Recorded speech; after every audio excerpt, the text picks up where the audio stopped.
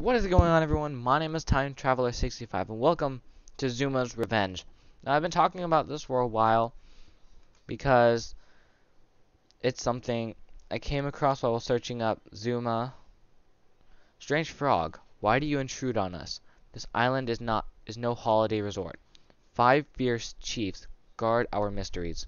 Ribbit. And I started to play this game, and I love it a lot more than I love Zuma just because of the art style. Like, just the art style of the game. It's a lot smoother. It fits my screen. It just seems a lot like nicer, and I just love like the change in scenery for every level. I don't know if I mentioned that or not, but in this game, no level is exactly the same because of where it takes place. And I don't know if I mentioned this, but there are chiefs that you need to battle every 10 levels. Ooh, shoot the fruit. So the fruits are basically the tokens of the tokens of this game. They give you extra points. So if you remember the tokens from Zuma, the fruit acts as that sort of points booster. So everything has a nicer art style to it. There are a few more power-ups that I won't mention until they actually appear. Anyway, these few levels are just the beginning ones. Yes, slowdown power reduces the speed for a ball on the curve. I don't know what that means. But just like this entire, for the last game, I'm pretty sure the developers didn't spend a whole lot of time on it. But this level looks like they spent massive amounts of time with art details and whatnot. Because, I mean, no level is exactly the same, I've noticed. Unlike the last game where it was completely repetitive. Bones of an idol. And again, I can't get over how smooth it all is.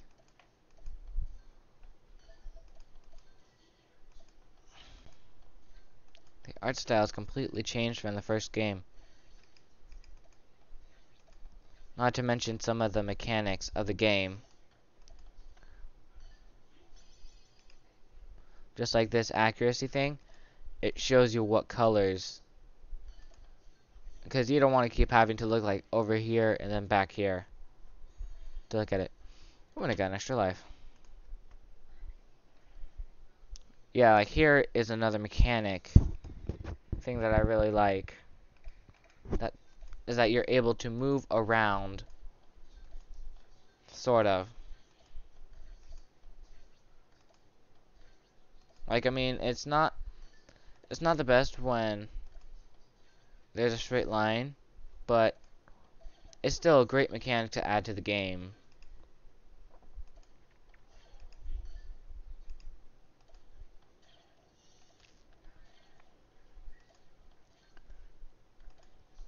There we go.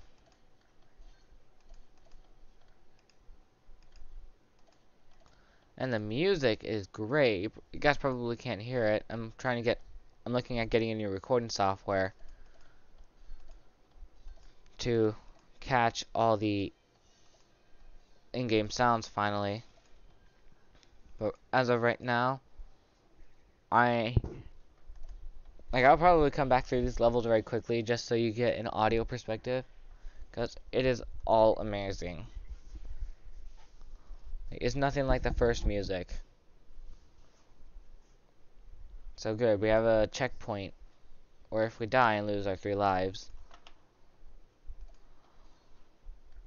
I can come back.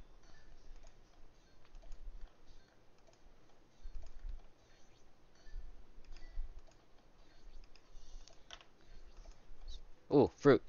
Get the fruit. Get the fruit.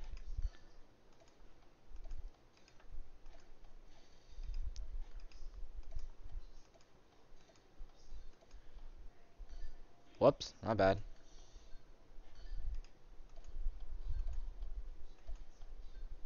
That's a lot of points. Ooh, look at all those hundreds. Let's keep going. I think doing 10 levels per video is a good amount. That way, it's sort of like, because like doing the boss as a final battle, as a final part of the video, seems like a good what do I want to call it? Seems like a good way to end the video.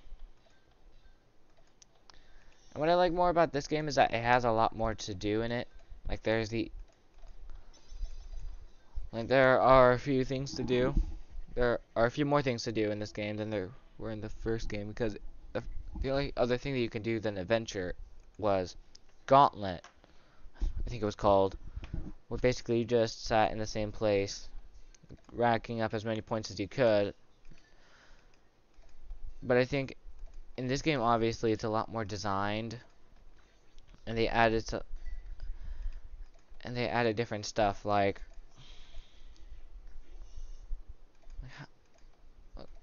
what would be one thing that they added?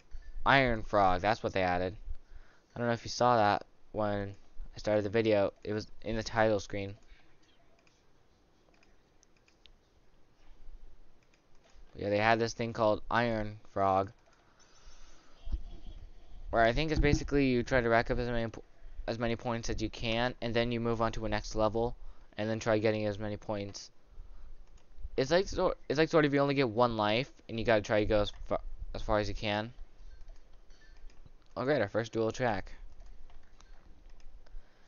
And then there are a few like other levels. I'm not sure what they classify as, but it's where you try to get a certain amount of points to get like a pass on it. But then once you get that, you can go for an ace.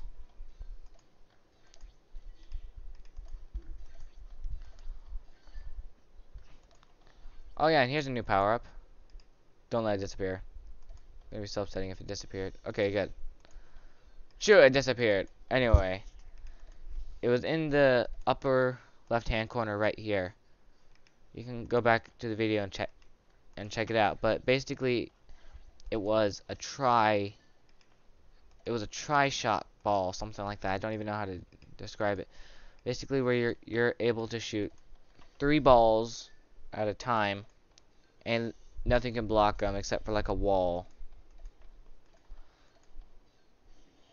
Not a wall of balls, just a wall. You'll see later what I'm talking about. I'll try to get it next time. So here's a 10th level.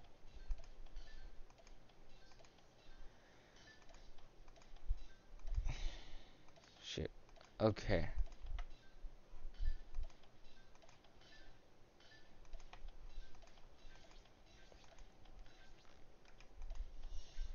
Okay, here it is. The tri-shot, where you can basically shoot like that. It just goes through any row.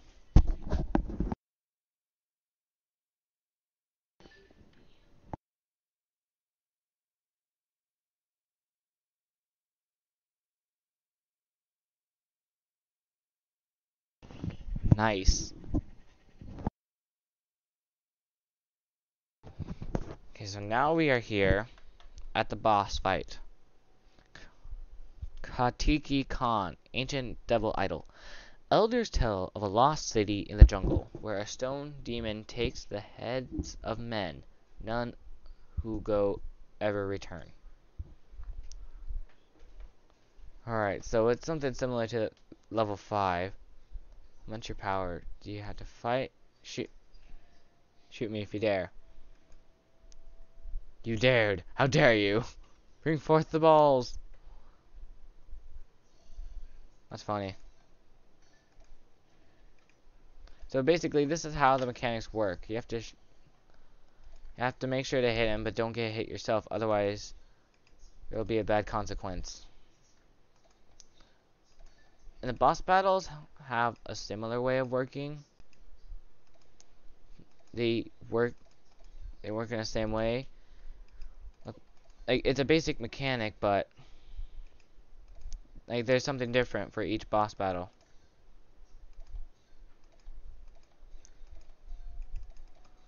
Shoot, I missed. There we go. I defeated him. Alright.